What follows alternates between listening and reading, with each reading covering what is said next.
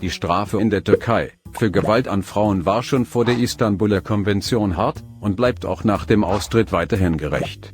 Diese Konvention, welche erst 2014 in Kraft trat, ändert nichts am türkischen Gesetz zur Verhütung und Bekämpfung von Gewalt gegen Frauen und häuslicher Gewalt.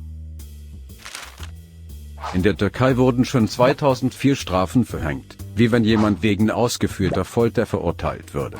Auch im Osmanischen Reich gab es bereits Strafen bei Gewalt gegen Frauen. 632 nach Christus bekam die Frau im Islam einen höheren Stellenwert als der Mann. Die Frau wird seither im Islam besser behandelt als die Frau im christlichen Europa. Die Frau ist für 2 Milliarden Muslime nicht einfach gleichgestellt, sondern noch viel mehr als das. Deshalb stört sich die Mehrheit der Türken über diese Istanbuler Konvention. Denn beim genaueren Betrachten dieses Übereinkommens geht es um die Auslöschung der Geschlechter, was mit der Gender-Ideologie einhergeht.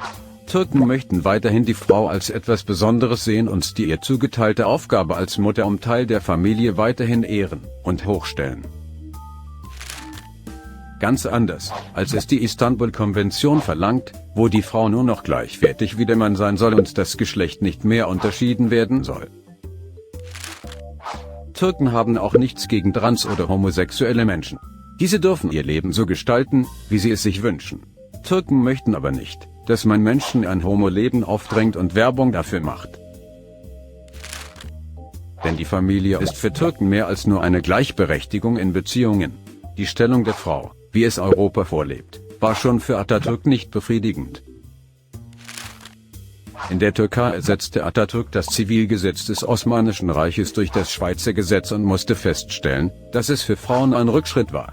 Deshalb wurden bereits 1923 erste Reformen zugunsten der Frau unternommen und ihr das aktive und passive Wahlrecht gegeben.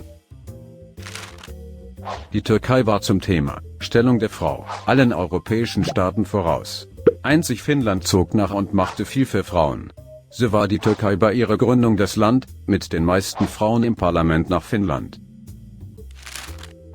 1938 gab es bereits erste Kandidatinnen und 1984 hatte die Türkei die erste Ministerpräsidentin. Heute sind es nicht nur die Türkei, welche sich von der Istanbul-Konvention distanzieren.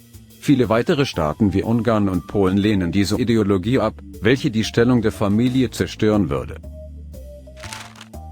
Und doch gibt es auch in der Türkei Männer, welche die Stellung der Frau mit Füßen treten.